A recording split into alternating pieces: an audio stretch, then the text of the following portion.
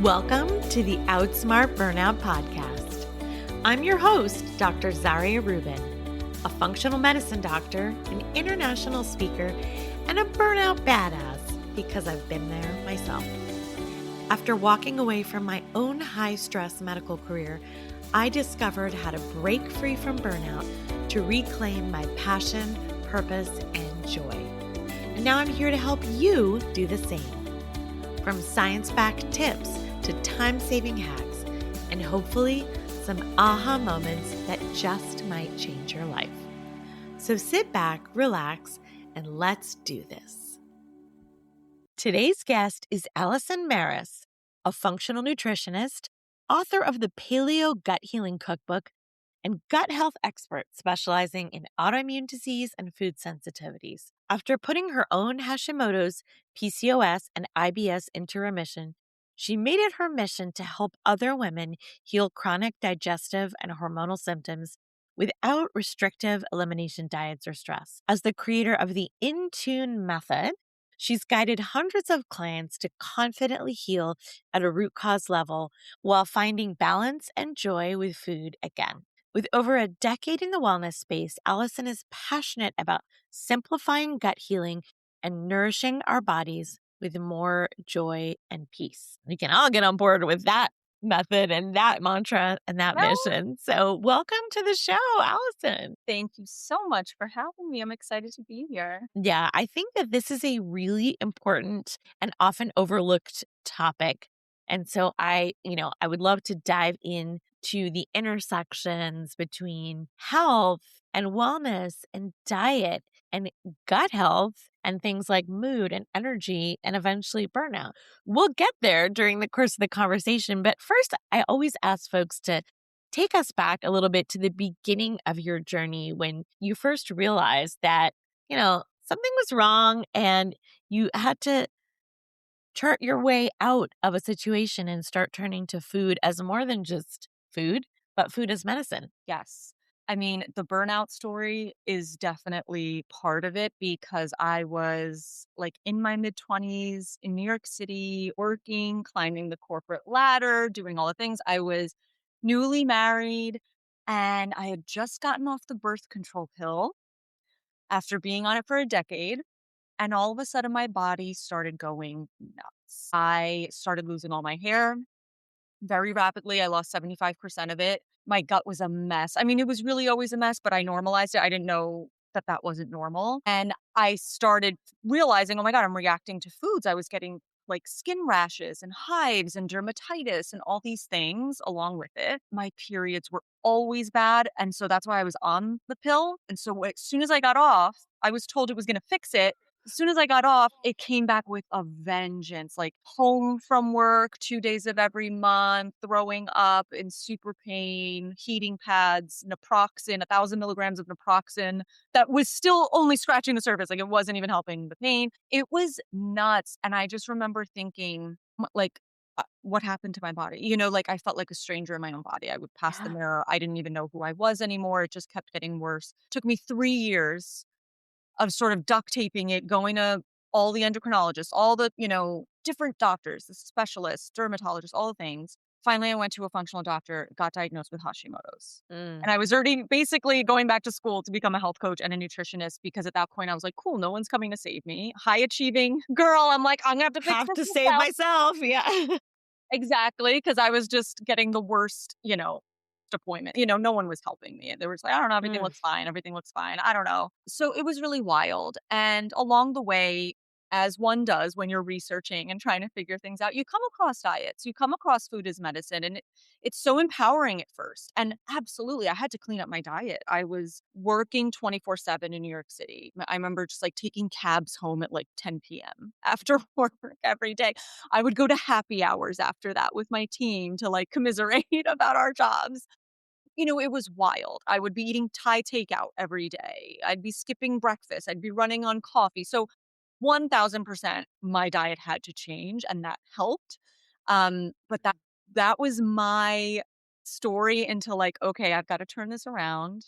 Finally got diagnosed with Hashimoto's. Took me another few years to piece it all together and figure out how to heal and get in remission and do all those things. But my scenic route is how I've created everything for my clients, how I can hopefully shortcut it for them, and tell people you don't need to overcorrect with diet. It is one important piece, but there's also so much like what you are always talking about with burnout and stress and nervous system and bringing that all together more holistically that I definitely had to learn the hard way. I think changing your diet's actually easier than evaluating your stress sometimes Oh, and your high achieving kinds of attitude that you might have. So that was big for me. oh my gosh. Okay. So, first of all, I'm going to adopt the scenic route concept because I always joke about my sort of circuitous path. My path has not been straight and narrow. It's definitely been a bit checkered. But that's what got us to where we are today. And all of those detours and all of those bumps in the road and all of those lessons that we learned and, metabolized, lack of a better word, it really did shape us. And now we bring all of this wisdom to and lived experience to the conversation. So, okay, I'm stealing the scenic route, number one. Number two, I also lived in New York City for a decade and worked. That's where I was finishing my medical training and grinding myself down to dust, and then worked in the corporate world, worked for startups. And I think that it's almost like living in New York City is a risk factor It's for 100%. physical and mental health because it's just this pressure cooker. Yeah. And like you said, there's so much normalization of behavior or patterns that are very unhealthy, like whether it's overwork or stress. I don't think I ever cooked when I lived in New York because I didn't Well, really you have a can't. Your kitchen. kitchen is the size of like for a mouse, it's you can Right. only make so much in those kitchens. Right. And you can get away with it when you're in your 20s and 30s. And then, things started crashing for me around that time as well. So, yeah. When did you really realize that, this is more than just about, oh, I might be allergic to this or I might be allergic to this? Because then you can start. I think there is a sort of a sense of food phobia or orthorexia where people are like, if I can just eat the right foods, if I just cut out this or that, everything will be perfect. And Yeah. it's really more about figuring out what the relationship is to food and to your body and to being at peace with all of that. So, how did you get to that point? Couple of things to your point, right? Scenic route. You learn it in a few different ways until it finally sticks. Yeah. Yeah. I was like, Oh, oh, the universe is just going to keep teaching me teaching this me lesson over and over and exact. over. I would say one of the initial ways that I started picking up on it was it wasn't fun in any way, shape, or form. I felt like I kept losing food. So even as I went the functional medicine route, it was like, oh, you have SIBO. Oh, you have SIBO again. Oh, you have SIBO a third time. And it didn't matter how many low FODMAP diets or antibiotics I threw at it. Bacteria is smart. It really wants to live and it has nothing else better to do. So I always think that to myself, Yeah. like maybe starving the bacteria is not it. Like it's finding food elsewhere. And that's exactly what it does. Well, yeah, because so SIBO, for those listening to the small intestinal bacterial overgrowth, it's when basically you've got too much bacteria in the wrong place. And yes, functional medicine, we do look for root causes and we are trying to heal all of that. But sometimes the root cause, like you have to go so far back. Yeah. And sometimes it's the way we're approaching stress. Amen. And so that started sinking in. By the time it was 1 year, I had 3 bouts of SIBO. And so I was just constantly on antibiotics. And I'm like, wait a Ugh. minute. Isn't too much antibiotic part of the reason my Isn't that gut? killing my gut bacteria? Literally, I'm like, I grew up on antibiotics, basically ear infections, the pink Ugh. amoxicillin. Like I just like lived on that. And I'm like, I thought I've learned that that was problematic and probably why my gut's been in such poor shape and why I have an autoimmune disease now and all these things. Partially, Right. right? We know it's so many things. But Yes. so Yes. that kind of hit me where I'm like, I don't think this is right. And like, I can't even eat garlic or onion or apples or broccoli, like things that are healthy, good food. I can't even tolerate a tiny bite. Like something isn't right here. The low FODMAP diet like really did me in. That was the one that I was like, oh, forget it. I'm done. This is out of Yeah. control. I couldn't travel it was probably one of the hardest diets to just go out to a restaurant, even in New York, where you have access to so many things. I had Yeah. access to formerly Hugh Kitchen, the chocolate company, used to have 2 restaurants in New York City. And that was my favorite because I could eat paleo and great. And I would go there and it was like, "Oh, no, I can't eat anything because of low FODMAP." Yeah, And I low remember FODMAP, I crying swear one day. I never prescribed it. I never did it with patients because I was It like, doesn't work. it It doesn't doesn't work work. enough. It's not worth it. It's too restrictive. It's just too much. And then your nervous system gets completely dysregulated, so you're not healing Right? And from then you're that. in fight or flight mode with food. Exactly. So that was one of my biggest breaking points with food. I was having a really good attitude about it otherwise from like going gluten free, then dairy free, then paleo. I was playing with AIP. So that's a lot of my recipes on my blog. I started my food blog. I'm like, how can I make this fun? How can I bring some creativity to it and help other people eat food that they love? Because as a city girl, and someone who likes to travel, I love food. I love different cuisines. I love my Yeah. cultural foods that I grew up with. And I wanted to find a way to recreate them. But once I just kept going on low FODMAP, I was like, that's it. I'm done. Like, I'm scared of food. I can't go out to eat. I'm petrified. I'm so dysregulated. And so I picked up a book called The Slowdown Diet. Are you familiar? Okay, it's by the founder of the Psychology of Eating Institute, and it's Okay. all about mindful eating. And I Uh, remember I happened to be in Miami over the weekend. I was like taking a little weekend trip with the hubby, and I happened to like pick it up and pack it. And I don't even know why, but I'm sitting on Miami Beach and I open it and I'm reading it and I'm just like, oh my God, it's not about what I'm eating. It's about how I'm eating. It's about that I'm scared of food. I'm rushing the food. I don't chew my food, mm, all these things. So when you talk about the stress factor, it's like, amen. Digestion begins in the brain. And this is what I learned becoming a nutritional therapy practitioner is digestion begins in the brain. yes, And so absolutely. if we are not in parasympathetic state when we eat, we're not calm, we're not more relaxed, we're not present with our food, we're freaked out by every ingredient, we've already got step 1 wrong. And so your brain can't signal to mouth to create saliva and salivary amylase to start breaking down the carbohydrates. Your brain can't signal down to your stomach to rev up the stomach acid, right? Everything down stream is an effect of what's happening here.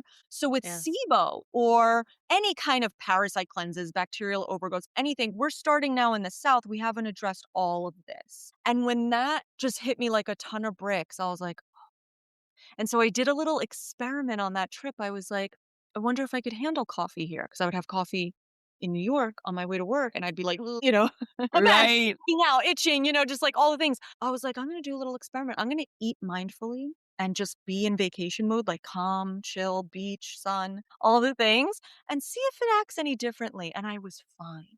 I had cappuccino with who knows what kind of coconut milk and gums were in it or whatever. I would have been so freaked out about, in New York. Right. And we ate food at a restaurant. I picked the best thing that I could, and I ate it slowly and mindfully and with trust that like my body can handle it. And it did. And I'm like, Mm. wait a minute, this is cool. I'm onto something. And so that was a really big Yeah. foundation for me, a big shift and something that I work with my clients on because Mm. we're always in a rush. We're always freaked out. We got I health mean, how anxiety. many people eat lunch at their desk Everyone. in front of their computer while they're working? Or Or scrolling. scrolling or in front of the TV or just in their car?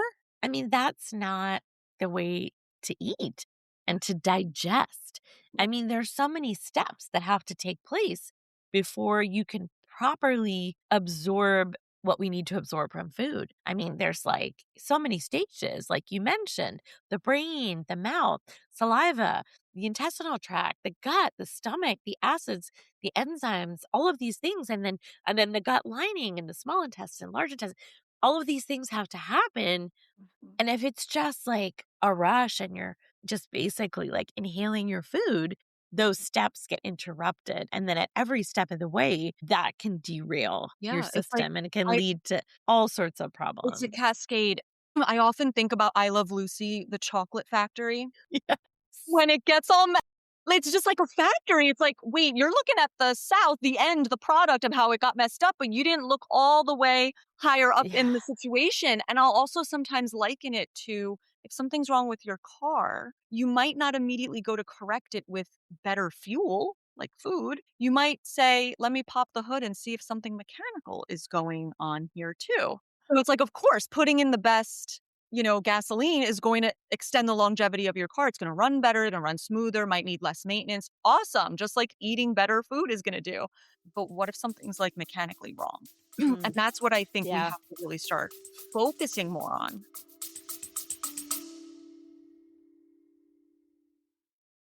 Hey, are you listening to the show right now and quietly nodding along, thinking, yeah, this sounds just like me? You're exhausted, but you can't stop. You're not sleeping, and you're definitely never actually resting. You keep telling yourself you just need to get through this next thing, the next deadline, the next quarter, the next season of life, and then you'll slow down, maybe even take a vacation. But that moment never comes. If this sounds like you, I want you to know two things. One, you are not broken. And two, I've got you. I'm Dr. Zarya Rubin, and I created the Burnout Blueprint specifically for this moment. The moment you finally admit something needs to change, but you have no idea where to start, and it feels like there's no time in your busy schedule to fit anything in, even healing. The Burnout Blueprint is a 90-minute session, just you and me, where we figure out exactly what's going on in your nervous system, and I hand you a personalized plan to start feeling like yourself again. No guessing games, no generic advice, just clarity and a real next step. Head over to drzarya.myflowdesk.com. The link is in the show notes. And for a limited time, I'm offering $100 off to the first 10 clients. I can't wait to start this next chapter with you. Yeah, absolutely. And I mean, I think I was one of those people who, after my time living in New York where I didn't have a kitchen, and then I had like a great kitchen, great life, great diet, was eating all the kale in the world and everything was organic, this, that, the other thing, I'd already cut out, dairy and this and that. And I was like, I'm doing everything right. Why am I so sick? Why do I have autoimmune disease? And it was like, well, stress. I hadn't, I was doing all the right things in terms of diet and fuel and autoimmune, paleo, this and that, all of those things didn't help because it didn't really address the root cause was that I was constantly in fight or flight mode, It's like that's aside from genetics and epigenetics and all of those things. So like we said, it's a multifactorial, but if we don't address stress as one of the root causes, you can eat amazing food and you're still not going to process it properly. So getting back to that, and I think a lot of our listeners are exhausted. There's a lot of fatigue going on. And fatigue is not a diagnosis, it's a symptom. Being tired all the time is not a diagnosis. It can reflect so many different things going on. And some of those things you definitely have spoken about and addressed. So thyroid disease being kind of number one up there. And I think that so many women have subclinical or very low clinical thyroid disease going on and they're not aware of it. yeah. What's the stat now? 1 in 5, 1 in 4 are going to have that in their I lifetime. mean, 2 out of 2 on this podcast, Yeah, exactly. right? 100%, 100% of women being Once you're interviewed on this diagnosed with it, podcast. you find all the So, other Hashi and yeah, hypothyroidism. yeah, no. So I actually ended up with Graves' disease. Mm. Because I was so stressed and in such Yeah. high output mode that I think that my body couldn't sustain that. Mm. So I ended up with hyperthyroidism to maintain those high output levels of cortisol and stress and adrenaline that I was so used to operating under. And that one is very tough to address. And And I it did is all the things and heart it, palpitations and eye issue. It's very, oh, very I was in like a high output heart failure and didn't know it and just chalked it all up to motherhood, stress of motherhood. And I'm an anxious person. I'm you Jewish. identify with That's these what things, this is. yeah. It was like that was my diet. And physicians are notoriously terrible patients. So I just said, well, I guess I'm really anxious. That's why my hands are shaking. And And the most embarrassing part, I was a neurologist. So I saw people with tremor all the time, with tremor from hyperthyroidism. But that's not me. I'm fine. I'm great, you Well, you know? know what it is too? It's like as a doctor, a practitioner, like we're too close to the project sometimes too. Yeah. It's the only body you've ever had. You normalize Yeah. it. It's just wild, right? Yes. The Yeah. things we normalize. Oh my goodness. But so, yeah, if someone is listening and they are fatigued and they're like, gosh, what is going on? Like, what are some of the warning signs that you tell people to look for that you need to go a bit deeper? Yeah, I mean, it's such an interesting loop with the thyroid gut connection too, which is something I love to talk about because we know in general being a modern day human is stressful. We're basically zoo animals. We're not in accordance with our biology, right? Yes. We're not getting fresh air. We're not getting enough movement. We should be walking all Zoo day. animals. Oh my gosh. Yes. I know, and it's just like when I remember that, I'm like, "So again, why do you think AIP is gonna save you?" Like, just like calm down with the diet for 2 seconds, and let's really consider all the factors. So, what I like to do right off the bat is just like, can we release any shame around food or any fear around food in certain ways, like little by little by yes, of course, honor your body. You're reacting to something, you're reacting to something. Or you feel exhausted after meals, you're not absorbing it.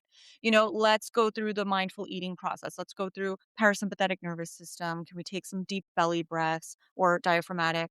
Can we chew our food, to applesauce consistency? Can we do these things for 2 seconds? Trust that we're eating well and just focus on the mechanics for a little bit.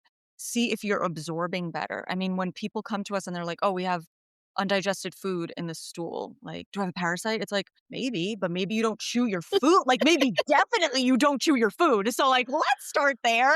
Let's go back to basics. Yes. So it's like, it's really sexy to like sometimes blame these big things. And it's like, wherever you are, there you are. So if we're this high performing, burnt out, do. How are you eating? How's your day-to-day schedule? Are you taking care of yourself? Do you wake up in hustle mode? Already anxious? So it doesn't matter how much you sleep. I mean, that's another big thing, right? With fatigue. It's like you could get 8, 9 hours of sleep, still wake up exhausted. That's thyroid and adrenals right away, right? So there's a lot there that we can do with the thyroid gut connection of saying, okay, I really want to absorb my nutrients. So my thyroid gets what it needs to convert the hormone properly, like selenium and taurine and iodine and all these key things before we even worry terribly about a lot of supplements because we have to digest the supplements too. That's something I always try to remind people. I'm like, that's got to go through your digestive system too.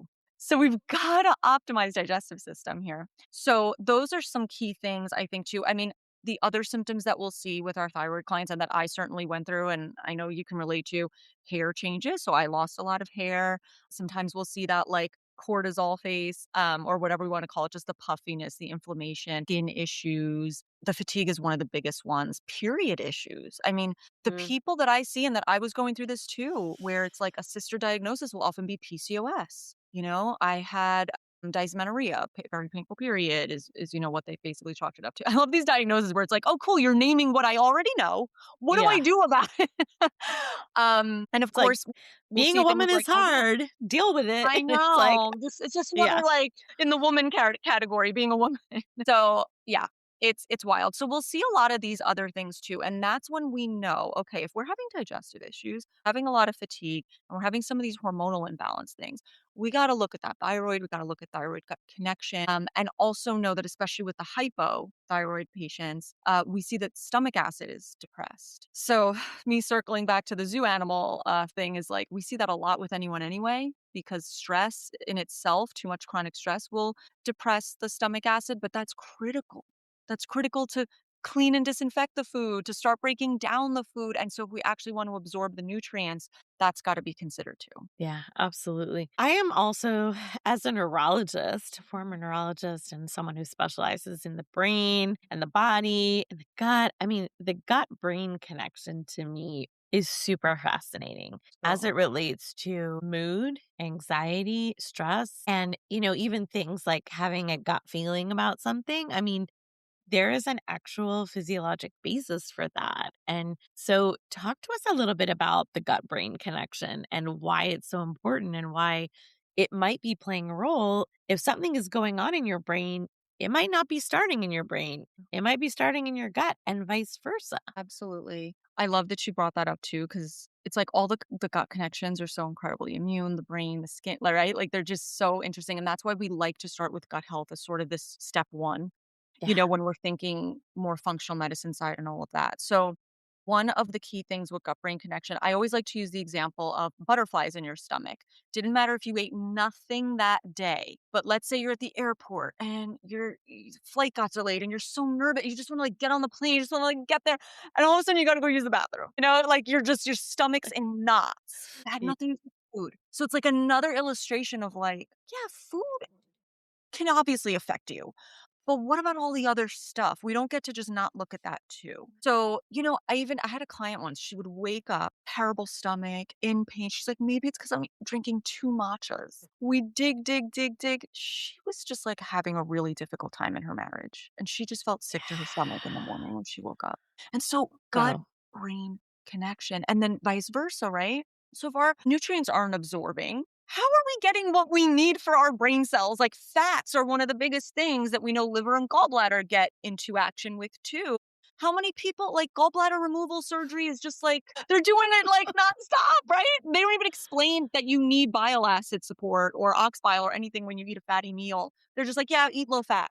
Cool. So you're now not getting the fats that you need for your cognitive function, for your hormone production, like all these key things. So I think it's just so important to remember about these connections that it's a two-way street. It's not just one way. And so if we're not absorbing what we need, if we're sick from what we ate, if whatever, it's going to go upwards. And yeah, we might feel a little down, we might feel a little sad or whatever. And then same, if we're feeling really frantic and anxious and we're all up in our head, suddenly you might start feeling like, ooh, my stomach hurts. Oh, I have reflux now. And so we have to consider this. So nervous system regulation, whether you want to just say, hey, I need to go for a walk, I need to be in nature, or I need to listen to a meditation, or whatever tool in that moment feels good for you is going to help. Like without a doubt, we've seen it to death. Yeah, absolutely. Another way that burnout and food issues, I think, overlap is the P word, which is perfectionism. And I mean, we see this so often in burnout, the tendency towards perfectionism and just having these standards that are not attainable and just pushing yourself, being so hard on yourself. Nothing is ever good enough. And I think that tendency can also manifest with respect to food and diet and how we approach, using food or changing our dietary habits. So when do you draw the line or how do you distinguish between like, okay, we're making some changes or maybe we're doing an elimination diet or maybe we're going to try paleo or AIP, which is autoimmune protocol, but like what happens when it gets to be too much or an obsession and clients are just like, I can't eat this, I can't eat this, I can't eat this. I'm cutting everything out. I'm not eating, this, that, the other thing. Yeah, such a great question. I like the way you say P word. I think with the P word comes the C word, and that's control. We really think that control somehow equals peace. So if I can control every single thing on my plate, I can have food lists of yes and no. I'm good. I'm the good girl. I get the pat on the back, the validation. I check, check, check. Kind of like how you said, I went through the same thing where it's like, I'm eating perfect. This does not compute. I'm doing all the things I should. Yeah. Where's my like gold star? Where's my result? So we deal with this all the time with our clients because literally, I mean, we have the same people, right? And I really do Yeah. think type A is A for autoimmune disease. I Yes. swear. You get a gold star and you get autoimmune disease. Yeah, Congrats. good for you. So I really think this is a chance for us to put that under the microscope more and say, like, why is this so important to me? Can I trust my body to do the thing? Can I say, because this is the point that I got to, I'm like, I really am eating well. I'm being so mindful. I'm cooking everything from home better than I ever have. I got the water filter. I got the this. I got the that. Like I'm only going to Whole Foods or I'm only going to the farmer's market.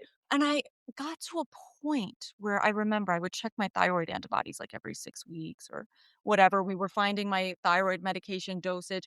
I would treat every result like a report card of how I was Yeah. doing. No, did I eat eggs? Oh no, did I eat nightshades? Whole Foods we're talking. Not did I go out party and like drink and do drugs or something. Yeah. I was like We're talking about like, "Oh my god, is avocado causing a histamine reaction?"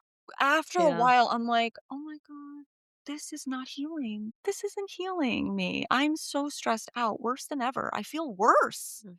somehow doing these Yeah. things. That's not right." So I just dropped it. I not in a way of like, "Oh, I went to go eat McDonald's," in a way of like, I dropped questioning myself anymore and decided to just trust my body for a moment. Because I think when Hmm. we're controlling every little piece, the message we're sending to our body is, well, I don't trust you. You're completely incapable. I got to control everything. Yeah. And as perfectionists, that is Mm. the tendency, right? I have to do Yeah. everything perfect. No one else can. I'm going to take it on. And so I often will have my clients do something like write a letter to their body, an apology letter, a love letter, Oh, I love that. and girl, like, what comes people just start crying and they release. I've had so many clients that, like, that's a huge turning point for them when they're like, "Oh my god, I'm not being fair to myself. This is not how I would talk to a best friend or a child or a loved one. Why would I do that to myself?" And it's just this introspection of, like, you have been told that you have to be perfect to be safe or to get love or whatever, Mm. or to get healing, but it's literally undoing all of that, So, yeah. Wow. Yeah, that really hit home for me because we think that control is going to lead us to peace, but it's actually relinquishing that control that is Yeah. going to allow us to find that ease and acceptance and peace in ourselves, in our bodies, in our minds, in who we are. And I think that that can be a really tough pill to swallow for a lot of us. So, for those of us or for your clients who have used control and perfectionism as their modus operandi, how do you get them to shift and what does that shift look like and what is the better way? Yeah. Sometimes it really is. I don't want to have to give people permission, but just like a perfectionist is seeking validation, like, am I doing it right? Did I do it right? Did I do it wrong? Like that constant neurotic, like Yep. checking in. I think sometimes I try to also just be a catalyst of like, baby, you're doing everything wonderful. You're doing great. Now you got to let go. Something I've said a lot. I remember one client came on a call, like literally a nurse practitioner in the military doesn't get more like, Yeah. you know, like she is doing all the things. Like, you know, no problem with, motivation or any of that. Like she is doing all the things. She really was trying to get her period back, amenorrhea for 10 years, trying to Mm. get pregnant. And I finally was like, yep, check, check, check. You're doing it all. Except one thing, trusting your body to do the rest. You gave it what it Mm. needed. There's a lot of good signs, right? I will also always ask them to celebrate their wins. Before you come with a question, before you come with a complaint, I want you to come with a win, because the more you can notice those glimmers or notice the wins or and still say, yeah, but I still got this going on. That's fair. Both can be true at once. Your body can be moving forward and still have some work to do too. But let's not throw the baby out with the bathwater. So let's celebrate wins and let's release control. I will often say to people, like you were mentioning, of like, what if this whole healing journey is just trying to get you to do that? Your body, like you said, your Mm. body had to operate at a high level to keep up with you. And so the body is like keeping that score. And so what if we just released a little bit of that so the body could too? When I tell you that was like 1 week that she had come on a call like that, 2 weeks later, she was like, my turn. I got my period. And I started crying. I started crying Oh, because I was just like, I told you to just let go and you did. And she's like, I did. And I got my oh, period. wow. And I just had like, I was like, you see, like your body just needs to feel safe and feel trusted and feel cared for. And it will do the thing. It is not you needing to control everything. You did your controllable. You switched your diet, you took the supplements, whatever. Now let's see what happens. Cause that's how I got into remission. I remember that point where I was like, I'm dropping this. I did it all. Done. Mm. Time to trust and let go and go live my life because I'm not even living anymore. Go Mm. get hair extensions and move on, and I did. And I got into remission, and a month later, I quit my job. I started doing this full time, what I Mhm. really love Yeah. to do. And a month later, I was pregnant, barely trying. And pregnancy was a hard thing for me because I had PCOS and Hashimoto's. I didn't know when I was getting my period. It was painful. It was a Wow. mess. I didn't know how to plan it. And I remember it just happened. And it's like, how many times do we hear stories like that? Yeah. Yeah. Try to use Beautiful. that it's fuel, of like, if it couldn't work for my tight ass sorry, I don't well, like, I hope I can curse. If I Of could work course. for me, it could work for you. Yeah. Yeah. Oh, one last thought is that, for a lot of people, for a lot of folks that I've worked with too, they find that like meal prep, meal planning, cooking, shopping, all of these things are stressful and they're just like one more thing on the to-do list Mm, and they're exhausted and they're burnt out and they're like, I can't cook. I mm, can't cook dinner. Like, or like the yeah. age old question, what do I make for dinner? What the F do I make for dinner? So, what do you tell folks in terms of like kind of making it a little easier on themselves and not, Yeah. yeah, I know, I'm with you too, especially people who are burnt out, we're exhausted, maybe have yeah, autoimmune disease, we're tired. I do not do some big 4-hour meal prep ever. I don't yeah, like it, and I love to cook, yeah, you same. know? So for someone who, like, doesn't or just whatever, I'm gonna make sure I have it for you, but I have a 20-minute meal prep that I use religiously as sort of a staple, and my clients love it. Like, it just saves so much time. But the other thing too is, like, Mary Poppins style, a spoonful of sugar helps the medicine go down. Like, can you put on some music when you're cooking? Your Yes. friend, A FaceTime. podcast. Yeah, things like I that. It's I've true. people say, "You know what? Me and my best friend are, like, kinda doing this together. We started getting together on Sundays to, like, make meal prep a thing. We do it together." Oh, I've done that before too. So it's like, just make it better then. Don't whine that it's not. yeah, Make it fun or at least neutral of like, "I get this done, I feel better all week." That's worth it to me. And so can I just do it in a way that's efficient? Sometimes you yeah. just need practice, Yeah, reach for it's the arm rest, you gotta build the muscle and you yeah, do, it you might hurt a do. little bit in the gym. I know, exactly, but it is well worth it, and you can find just smart ways to do it. It doesn't need to be this huge production. I don't like that. Even though I can eat, like, similar things throughout the week. It's not that I need to be dazzled by every meal, but I am a tourist. I love food. I mean, I like that stuff, and so I Yes, don't really know what I want on Thursday at 6 PM. I don't know. So I exactly. may make, like, base meals of, like, okay, protein and veg, and then I can switch in maybe the starchy Mix and carbohydrate. match, yeah. Yeah, or, like, a different sauce goes on it this day, or so that's the 20-minute meal prep, situation, and it Okay, has served perfect. me really well. We'll put that in the show notes for Yeah. sure because I know folks are gonna want that. Okay, this has been such an amazing conversation. We are now heading into the segment of the show, which is my favorite part, which I like to call rapid fire, and where I just ask like a couple of quick questions and you just answer, and it's just off the cuff. And, so, okay, first question I'm gonna ask is supermarket or farmer's market? Farmer's market, Okay, coffee or matcha? matcha. I'm a big matcha lover too. I kind of mix and match. I love the taste, like, but just matcha just, like, kinda sets me up really nicely. I never have to worry about it. Coffee sometimes will throw me for a loop. Exactly. It's a smoother delivery of the So much. caffeines. Oh my god, yeah, and Yeah. it's, like, so great for your skin and your hair, like, it has, Yes. like, a lot of Yes. benefits too, so I love it. Yes. Okay. Best meal you've ever had. Okay, before we recorded, we were talking about Greece. My husband's Greek. I mean, it's gotta be just the food I would eat there, just like a fresh fish, lemon potatoes, feta Oh, cheese, like those lemon potatoes. I the can't. lemon is unreal. It's just, Mhm. the lemon, the olive oil, like anything like that. And my husband is a killer cook and he cooks a lot of Greek food. And it's like anything like that for me is just like so good, tasty, and then like good on the body. So I'm going to go with that. Okay. What is your favorite guilty pleasure food? Oh my God, anything chocolate. Like, okay, I've been really, so I eat dairy again. Because I'm telling you, through gut healing, all things are possible, right?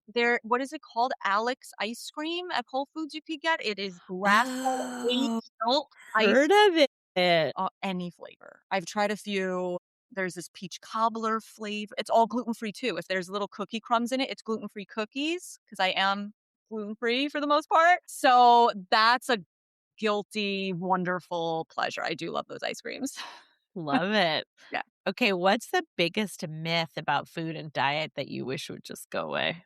Man, I think that any whole food is, like, bad, do you know? I think, right, like one man's medicine is another man's poison. Like, what we really need to understand is it's just bio-individual. And when Mm. we kind of stop demonizing that, I think it becomes a lot lower stakes and a lot more free. I'm not talking Frankenfoods. I'm not talking McDonald's. I'm not talking that stuff. That is not good. It's not really food. But when it's a whole food, I never want to say lectins are bad and this is bad. No, there's anti-nutrients and actual nutrients in pretty much any food, right? And so Yeah. when it's received into a really good environment, it'll probably be fine. You have to get in tune with your body to know. So that's the misconception I'd like to bust. Cool.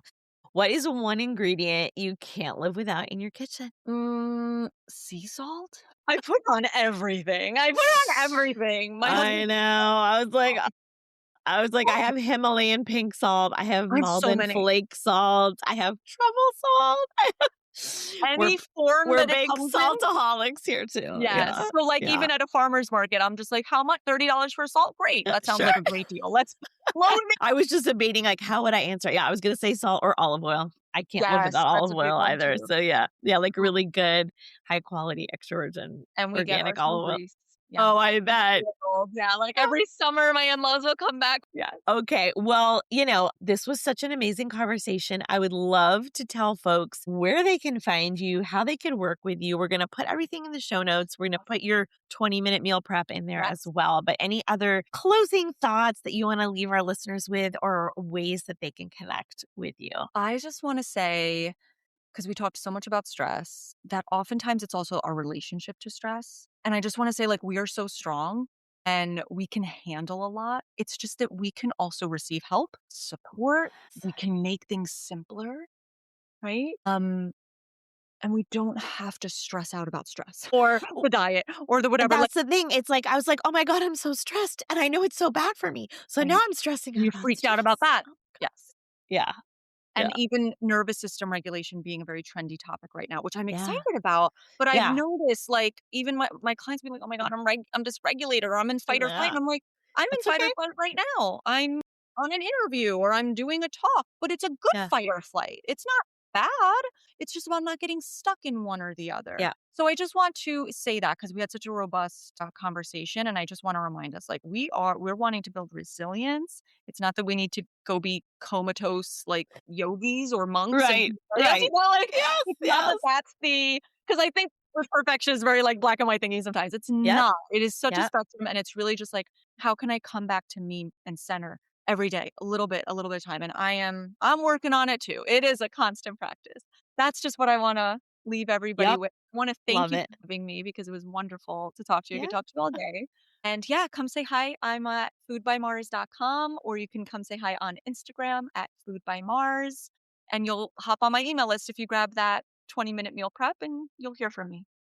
Yeah. Fantastic. I love this conversation. I think it's so important. And if you're listening to the show and it resonated with you, why don't you go ahead and share it with a friend? I'm sure you have a friend who's got some food issues and could probably benefit from this episode. And if you enjoyed it, leave us a like, leave us a rating, leave us a review. It really does help more people discover the show, and that allows us to connect with more women and really share our message with the world, which is what we're here to do. And of course, as always, remember that burnout is not your destiny, it's your wake up call.